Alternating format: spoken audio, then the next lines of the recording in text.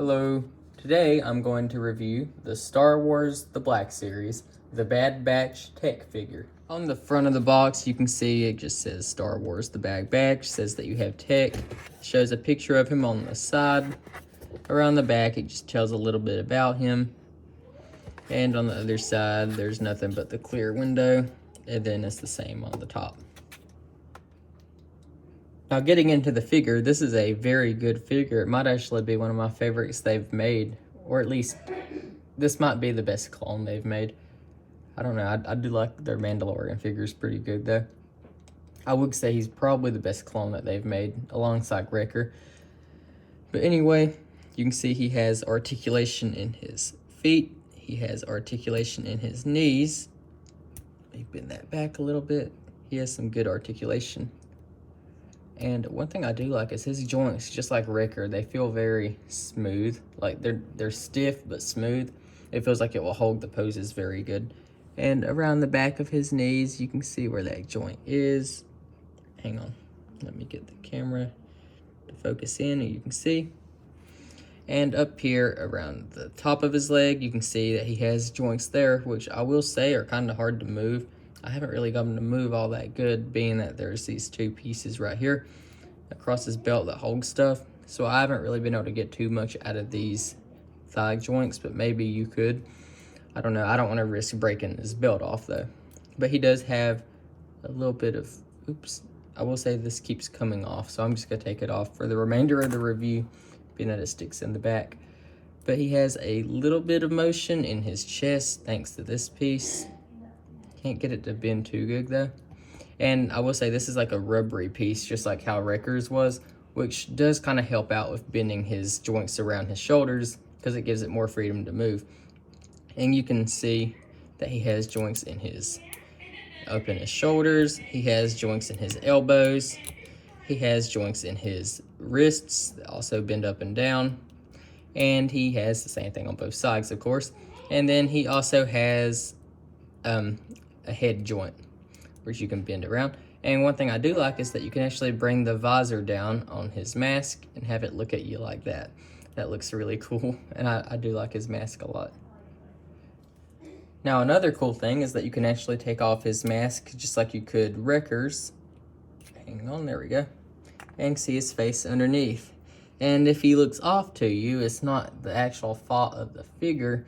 It's because we never see Tech without his goggles in the show, like throughout the entire thing. And since his goggles are put into his hat, I mean his helmet, this ain't no hat, this is a helmet. But since they're in the helmet, not on his eyes, kind of looks off. But I guess this is what he would look like without his goggles. So this is Tech's full face reveal, I guess you could say. But he actually has a very detailed face, complete with all the little details in his hair, if I can get it to focus. Camera's not wanting to focus very good. But anyway, you can see that he is has a very detailed head sculpt. You can see around the neck where the joint is that bends the head around. Still, majority of the time though, I'm going to be leaving the helmet on just because that's kind of what we remember Tech by. I'm pretty sure the only characters that really leave off their helmets like the entire time is only like Hunter and Omega anyway. I mean, Wrecker takes his off a lot in the show, and then Echo does from time to time, but Tech normally always has his goggles on at least, even though he does take off the helmet. But anyway, that slides on like that. And in terms of accessories, as I said, you have his backpack, or I don't really know what it is exactly, that clips in here. And I will say, since this is a rubbery piece that is clipping in too, see, hang on, let me try keeping it in there. It keeps falling off like really easily. Maybe you can get it in there harder, but I suggest after posing him, then putting that piece in, or else it's just gonna keep falling off. But in terms of accessories, he has a little blaster right here, which you can attach into his hand on the trigger finger.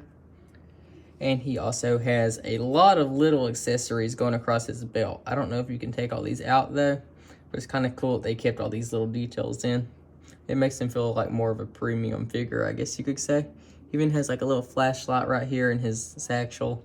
And around the back, you can see that even went and like detailed all the little pouches that he has back there. And he even has like a little pouch right here on his boot, and then he has a few more on the other ones. So he's actually got like, he's not symmetrical on both sides, which I like. I like that he's not symmetrical on both sides, is what I meant to say. Like, he looks unique.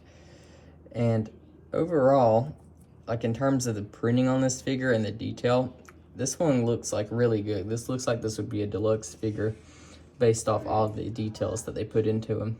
Probably one of my favorite characters in the Bad Batch anyway is Tech. But just ignoring that and just looking at the figure, I'd say this is one of the best ones they've made. And you can also see just a few more things. He actually reflects from his visor and the goggles.